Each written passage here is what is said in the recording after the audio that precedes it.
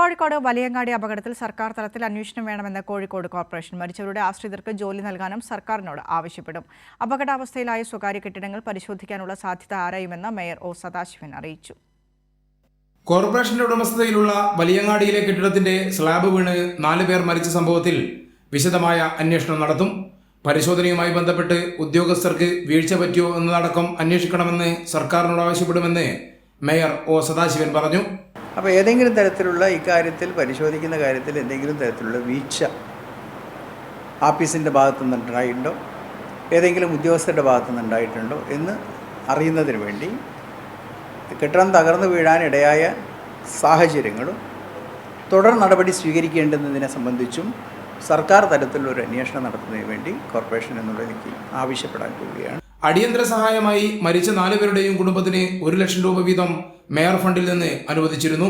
കൂടുതൽ ധനസഹായത്തിനും കുടുംബത്തിലെ ഒരാൾക്ക് ജോലി നൽകാനും സർക്കാരിനോട് ആവശ്യപ്പെടും. ആ കുടുംബത്തിൻ്റെ ഭാവി ജീവിതം തീർച്ചയായും പ്രധാനപ്പെട്ടത് തന്നെയാണല്ലോ. അതുകൊണ്ട് ആ കുടുംബത്തിലെ ആശ്രിതർക്ക് ഒരാൾക്ക് ജോലി കൊടുക്കുന്നതിന് വേണ്ടി ഉള്ള സാധ്യതകൾ എന്താണെന്ന് പരിശോധിക്കുകയാണ്. ഏതായിരുന്നാലും കൗൺസിൽ യോഗം എന്നുള്ളതിലേക്ക് അത് ആലോചിച്ചുകൊണ്ട് സർക്കാരിലേക്ക് അതിനാവശ്യമായ നടപടി സ്വീകരിക്കുന്നതിന് വേണ്ടി കൗൺസിൽ എന്നുള്ള നിലയ്ക്ക് അഭ്യർത്ഥിക്കും. സ്വകാര്യ കെട്ടിടങ്ങളുടെ അപകടാവസ്ഥ പരിശോധിക്കാനുള്ള സാധ്യത ആരായുമെന്നും മേയർ ഒ സദാശിവൻ അറിയിച്ചു. കൈരളി ന്യൂസ്, കോഴിക്കോട്.